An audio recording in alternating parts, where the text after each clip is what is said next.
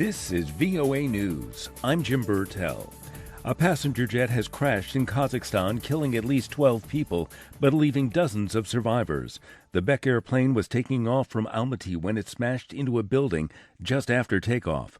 The Fokker 100 aircraft had 93 passengers and 5 crew members on board. Survivors described walking from the wreckage into the dark and snow.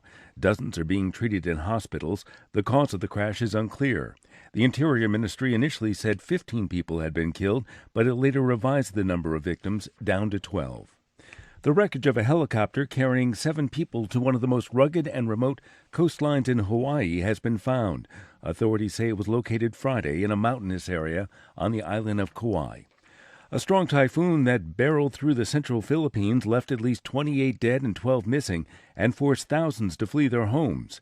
AP's Zaria Shackley reports. Typhoon found stranded many people in sea and airports at the peak of holiday travel, set off landslides, flooded low-lying villages, destroyed houses, downed trees and electrical poles, and knocked out power in entire provinces. The storm weakened as it blew into South China Sea with sustained winds of 74 miles per hour and gusts of 93 miles per hour, after lashing island after island with fierce winds and pounding rain on Christmas Day, the weather agency said. Most of the deaths reported by police and local officials were due to drowning, falling trees and accidental electrocution. I'm Zaria Shackley. Russia's defense ministry says it has deployed its first regiment of hypersonic nuclear-capable missiles on Friday. Russian President Vladimir Putin has boasted this weapon puts his country in a class of its own. The U.S. Pentagon says it will not characterize the Russian claims about the weapon's capabilities. From Washington, this is VOA News. A Spanish Coast Guard vessel picked up a boat carrying 24 African migrants in the Atlantic Ocean on Friday. Reuters' Emer McCarthy reports. 24 migrants from Africa have been rescued after being picked up by the Spanish Coast Guard in the Atlantic Ocean on Friday. The vessel brought the migrants, including 2 babies, to the Canary Islands port of Gran Canaria. The Coast Guard said all those rescued were in good health. Earlier on Friday, a German NGO ship rescued 32 migrants from an overcrowded rubber dinghy off the coast of Libya after receiving an emergency call late on Thursday. The CI rescue ship is now en route to the Italian port of Lampedusa.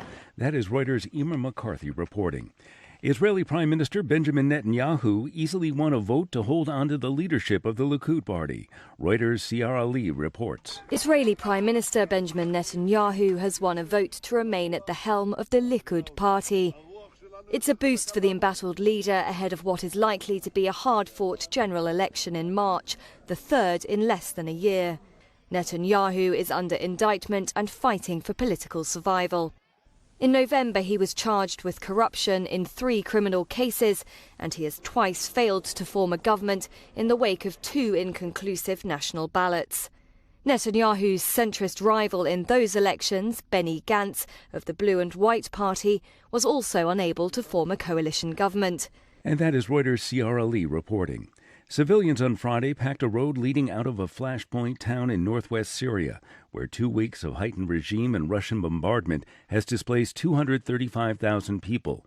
Pickup trucks carrying mattresses, clothes, and household appliances ferried entire families out of the town. The latest violence in the jihadist-dominated Idlib region has killed scores of civilians, despite an August ceasefire deal and an international call for a de-escalation.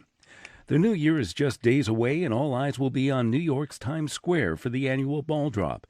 AP's Julie Walker says New York police say there are no credible threats so far for New Year's Eve. Thousands of police officers, 175 blocker vehicles, heavy weapons teams, bomb-sniffing dogs, radiation detectors, drones, helicopters, and even boats. NYPD Chief of Intelligence and Counterterrorism, John Miller. Times Square is probably going to be the safest place on the planet Earth on New Year's Eve, because nobody else puts that kind of effort into an event like this. Police Commissioner Dermot Shea. We currently have no specific credible threats directed toward any of our events.